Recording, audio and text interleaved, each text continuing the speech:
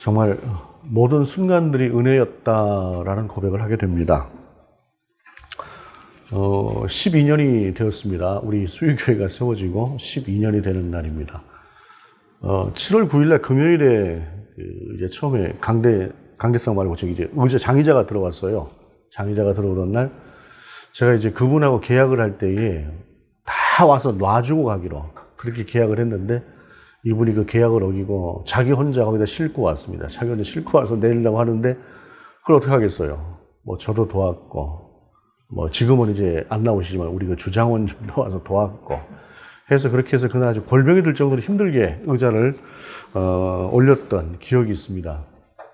통로가 그렇게 넓지도 않은 곳에서 그냥 2층으로 옮기느라고 정말 힘들었던 그러한 기억이 또 새록새록합니다. 그러면서 그때 당시에 처음에 그리고 지금까지 재작년을 빼놓고는 재작년에는 이제 지나온 그리고 다가올 시간 앞에서라고 하는 제목으로 말씀을 전했고 그렇지가 않은 오늘까지의 12번은 겸손히 하나님과 함께 라고 하는 제목으로 말씀을 전했습니다.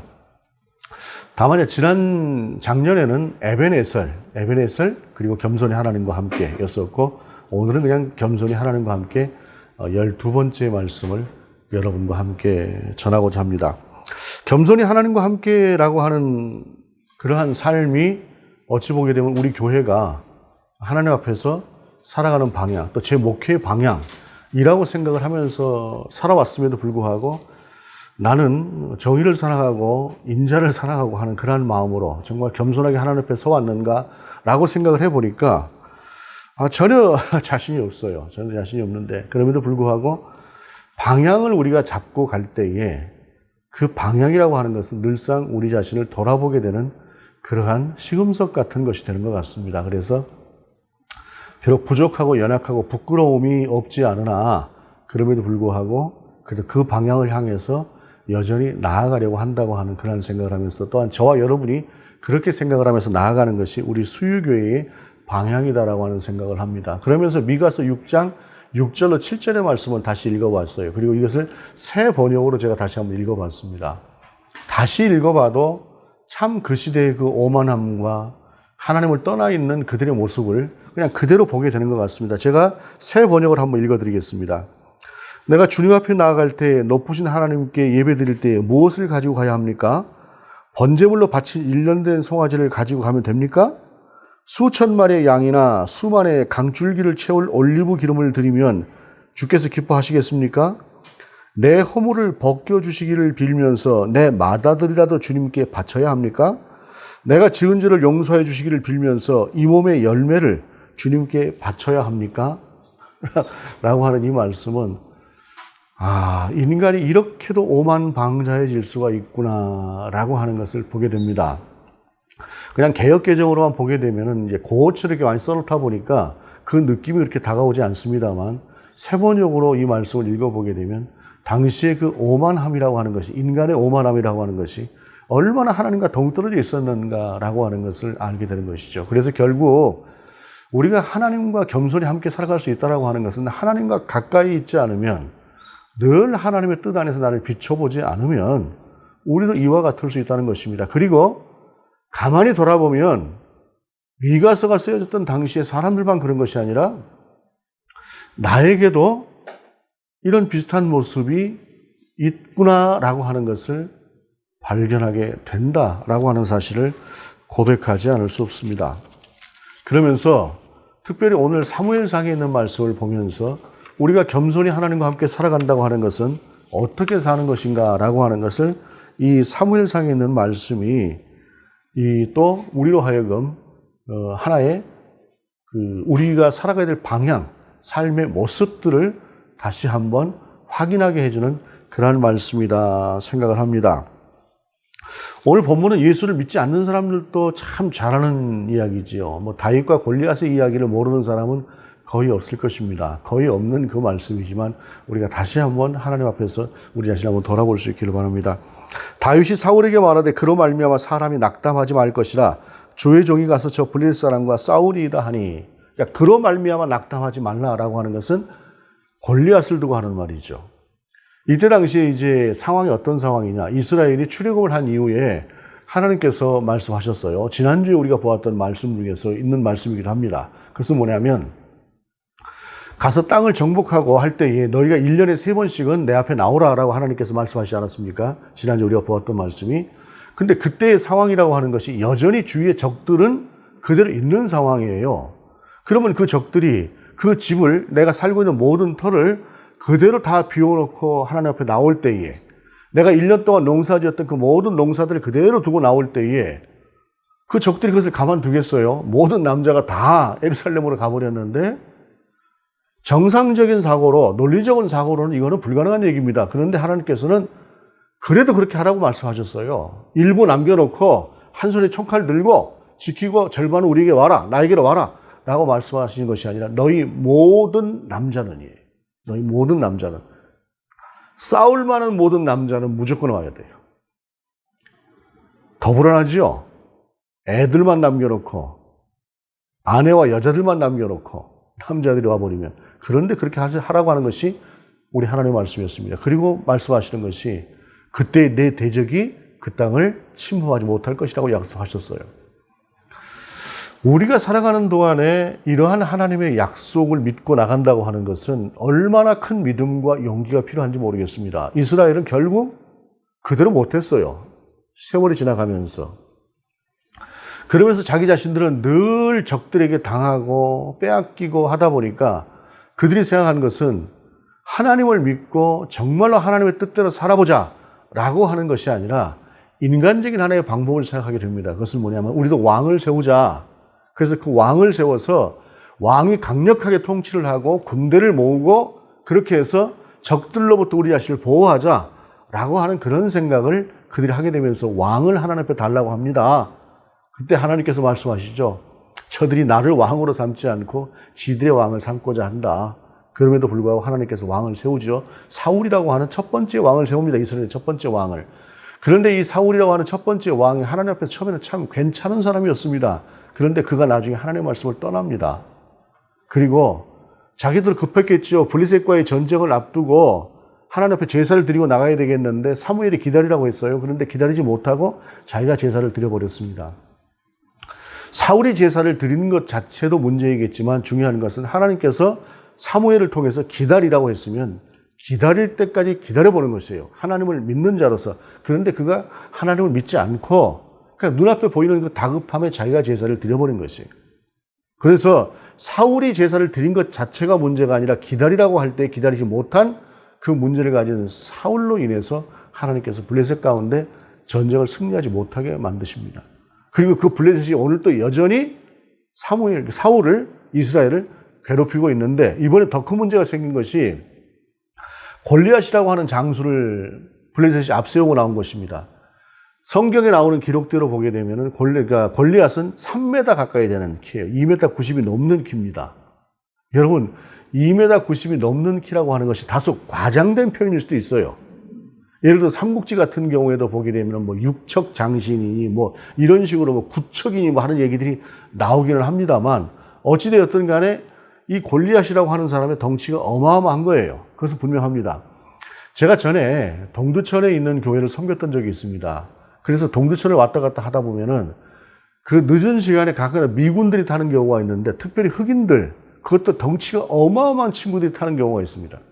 1m 90이 넘는 그 키에 막 한 100kg쯤 돼 보이는 막 이런 덩치들이 막 타요. 이게 타게 되면은 솔직히 좀 무섭습니다.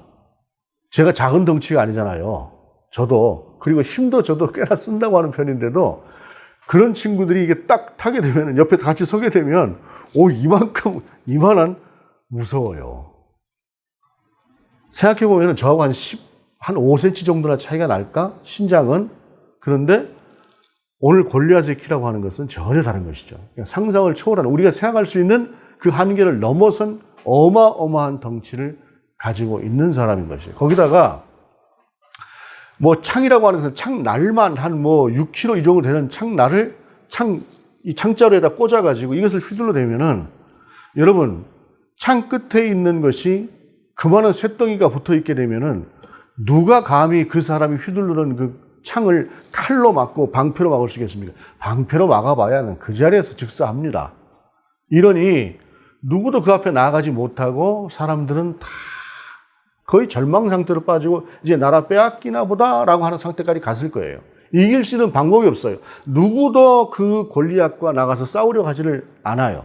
근데 그때 다윗이 나오는 거예요. 그때 다윗이 나오는데 사람의 눈으로 볼 때 다윗은 절대로 그 골리앗과 싸울 수 있는 그런 상대가 못 돼요. 오늘 사울도 얘기하잖아요. 너는 소년이야. 걔는 백전도장이고 네가 어떻게 싸워? 다윗이 싸우러 나갈 때에 골리앗도 다윗을 보고 그러잖아요. 그가 붉고 용모가 아름답다. 이때 당시 10대 중반이에요. 다윗이 후반적으로 갈 수도 있는 그런 나이인데 좀 비교가 어떨지 모르겠습니다만은 제가 한때 격투기를 참 좋아하고 많이 봤습니다. 뭐 K1, 프라이드, UFC 해가지고 정말 열심히 그냥 격투기만 나오면 이렇게 봤는데 격투기를 할 때도요, 한 20살 무렵에 이렇게 신성, 이제 누가 나타났다, 이렇게 하는데, 20살 안쪽에 있는 친구들은 제 아무리 뛰어나도요, 한 30살쯤 된 친구들 이기지 못합니다. 경기 운영면에서도 그렇고, 체력이 앞설 것 같죠? 체력도 마찬가지예요. 체력 안배도 경력이 있는 친구들이 체력 안배를 딱 해가면서 하지, 한 20살쯤 되는 친구들이 체력은 분명히 더 좋겠죠. 근데 제풀에 떨어져서 결국에는 이기지 못하고 넘어서지 못하고 주저앉는 그런 것들을 봅니다. 더군다나 체급이라고 하는 것이 헤비급과 핀급 정도 되는 그러한 급이라고 한다면은 이거는 처음부터 상대가 안 되는 것이죠. 말이 안 되는 것입니다. 골리앗과 다윗은 그야말로 정말로 힘이 좋은 장사인 어른하고 그냥 유치원 다니는 아이, 기껏해야 초등학교 1, 2학년쯤이나 되는 아이의 싸움과도 같은 것입니다. 초등학교 1학년쯤 되는 아이가 예를 들어서 저 정도 되는 사람하고 싸운다고 할지라도 저는 초등학교 1학년짜리가 저한테 덤빈다고 한다면 손에 무기를 들고 덤빈다 해도 제가 겁나지 않을 것 같습니다. 제가 그냥 빈손으로 한다고 할지라도 이런 싸움입니다. 제가 비록 나이가 있다고 할지라도 그럴 것 같아요. 다윗이 그렇게 나갈 수 있는 것은 절대로 객관적으로 볼 때 싸움이 안 되는 것입니다. 그런데 다윗이 왜 이길 수 있다고 이야기를 합니까? 왜 이길 수 있다고 이야기를 해요? 그는 자기가 사자하고 곰하고 싸워봤다고 이야기를 합니다. 제가 사자하고 곰도 싸워봤습니다. 34절 이하를 보게 되면 다윗이 사울에게 말하되 주의 종이 아버지의 양을 지킬 때에 사자나 곰이 와서 양떼에서 새끼를 물어가면 내가 따라가서 그것을 치고 그 입에서 새끼를 건져내었고 그것이 일어나 나를 해하고자 하면 내가 그 수염을 잡고 그것을 쳐 죽였나이다. 주의 종이 사자와 곰도 쳤은즉 살아계시는 하나님의 군대를 모욕한 이 할례받지 않은 블레셋 사람이니까 그가 그 짐승의 하나와 같이 되리이다. 곰도 잡고 사자도 잡았다라고 하는 말이 사실은 제가 이제 믿겨지지도 않고 지금 그 팔레스타인 지역에는 사자도 없어요. 그런데 제가 좀 대략 좀 조사를 해보니까 예전에는 다윗의 시대는 지금 한 3,000년 이상 전 아닙니까? 그 시대에는 그때 다 그쪽에 사자가 있었대요. 사자가 있었다고 하고 그 다음에 마사이족이라고 하는 족속은 그 어른이 돼가는 전사가 되는 과정에서는 반드시 사자를 잡아야 된답니다. 가서. 그러니까 사자를 잡아서 이기는 것이 이게 불가능하지 않겠나. 제 생각으로 불가능하다고 생각을 했어요. 그런데 실제로 마사이족 같은 경우에도 사자하고 나가서 그 사자와 맞서 싸워서 사자를 잡아 죽여야 마사이족이 전사가 된대요. 그러니까 정말로 그런 쪽에 그 열심히 실력을 갈고 닦았던 사람이라면 사자와 곰도 죽일 수가 있는 것은 가능하다는 이야기인 것이죠. 그러니까 이 본문에 나오는 상황이라고 하는 게 제가 이제 이건 그냥 문학적인 것일까? 어떻게 사람이 그것도 한 16, 7이나 됐을 만화가 한 17이나 됐을 다윗이 사자를 잡아 곰을 잡아 말도 안 되지 그런 생각을 하면서 이 조사를 해봤더니 가능하다는 사실이에요. 그리고 그 시대는 사자가 거기에도 있었고 그런데 중요한 것은 이것을 가지고 다윗이 나가려고 하는 것이 아니에요. 자기가 사자와 곰도 죽였다라고 하는 말 자체가 중요한 것이 아니라 그 다음에 나오는 다윗의 고백입니다. 이 시대에도 사자와 곰을 쳐서 잡는 사람이 있었을 거예요. 어떻게 다윗만한 장수가 없었겠습니까? 있었을 것입니다. 그런데 다윗의 고백은 좀 달라요. 무엇이냐면 37절의 말씀입니다. 또 다윗이 이르되 여호와께서 나를 사자의 발톱과 곰의 발톱에서 건져내셨은즉 나를 이 블레셋 사람의 손에서도 건져내시리이다. 자기 자신이 곰도 이겨봤고 사자도 이겨봤지만 그러나 그것이 자기 자신의 실력으로만 이긴 것이 아니라 그 순간에도 자기 자신을 보호하고 인도하셨던 하나님께서 곰에게 사자에게 자기 자신이 죽지 않도록 하셨다라고 하는 사실을 다윗은 고백하는 믿음이 있는 것이에요. 그리고 그것이 하나님이 나와 함께 하셨던 내 경험이다라는 것입니다. 그러면서 이 전쟁이라고 하는 것이 지금 신들의 전쟁이에요. 하나님의 이름이 모욕받고 있는 것이에요. 하나님의 이름이 모욕받고 있으면 하나님의 백성으로서 당연히 나가야 되는 그러한 전쟁인 것이에요. 그런 상태에서 내가 그 모욕받는 하나님 이름을 높여드리기 위해서 나아가는데 하나님께서 곰에서도 사자에게서도 건졌던 나를 건지지 않겠습니까? 라고 하는 믿음이 다윗에게 있는 것이에요. 즉 다윗은 그가 고백하는 것처럼 전쟁은 하나님께 있다라고 하는 고백을 하고 나가는 것처럼 결국 이 전쟁은 신들의 전쟁이요 성전이라고 하는 사실을 다윗은 알고 있었던 것이에요. 이게 믿음의 눈으로 보는 사람의 눈이었던 것이에요. 그래서 그저 객관적으로 저 어마어마한 덩치를 저 창 끝에 달려있는 그 쇳덩어리만 한 6kg 이상이 되는 것을 한 6kg 정도 되는 것을 그것이 휘두르면 그 힘이라고 하는 것이 방패 아무리 튼튼한 방패로 막아봐야 한 번에 깨져버리는 저걸 어떻게 이겨? 사람들은 그렇게 생각하지만 이것은 하나님의 이름을 건 전쟁이다. 그러면서 이 하나님의 이름을 내가 대신해서 나아갈 때에 죽으면 죽으리다 그랬겠죠. 하나님께서 나를 지켜주시고 하나님께서 이 전쟁을 승리케 하실 것이다. 왜? 하나님의 이름이 모욕받고 저들에게 짓밟히고 하나님의 백성이 다 멸하도록 하나님께 두시지 않을 것이라고 하는 믿음이 그 안에 있었던 것이에요. 이것이 다윗이 다른 사람들하고 다른 면이었습니다. 그리고 지금 본문 속에서 나오는 그 다윗이 이길 수 있었던 그 이김의 비법도 여기에 있는 것입니다.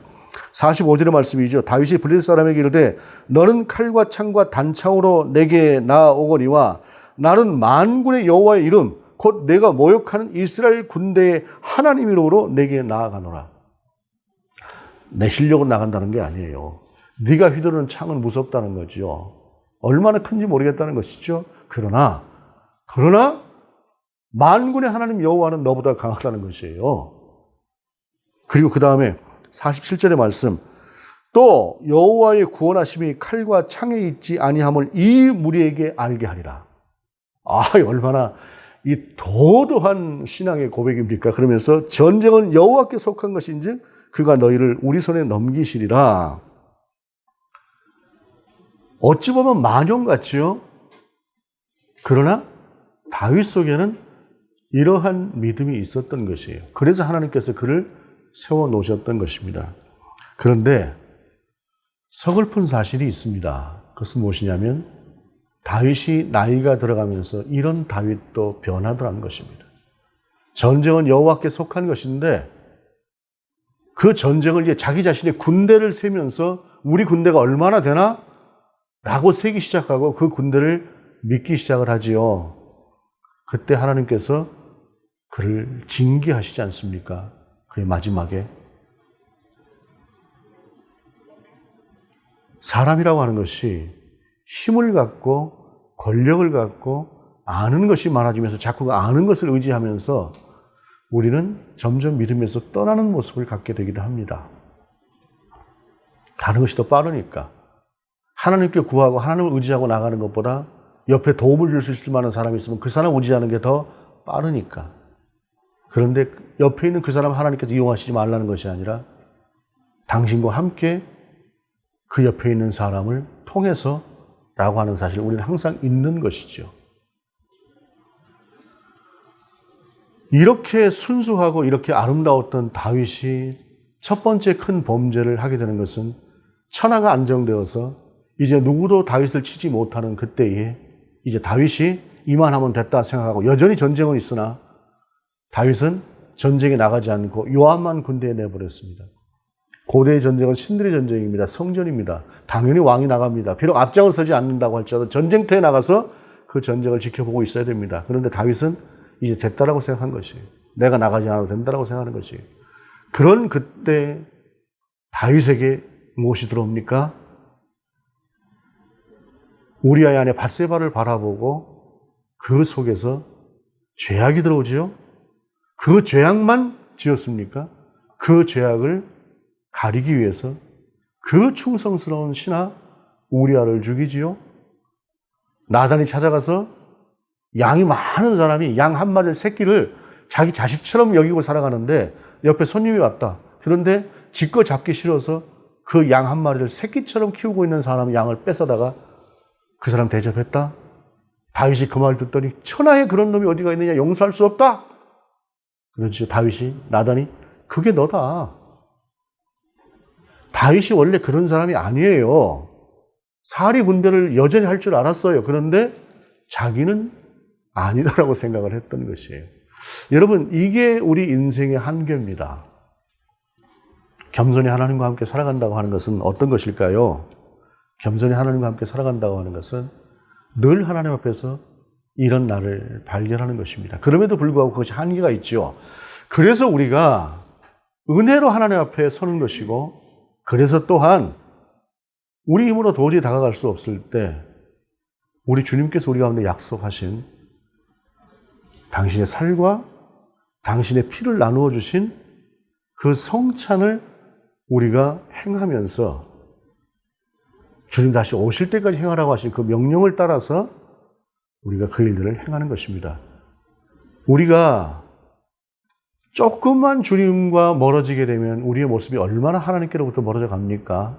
우리는 그런 사람들입니다. 그런 우리들이기에 성령님, 이 잔과 이 떡 위에 임하셔서 그렇게 부족하고 연약한 우리를 다시 한번 세워주십시오.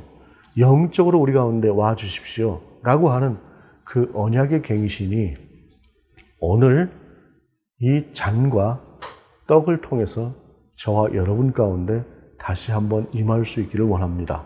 오늘 다윗의 이 처음 이 마음을 우리도 회복하고 그렇게 주님 앞에 세워지는 저와 여러분이 될 수 있기를 원합니다. 기도하시겠습니다.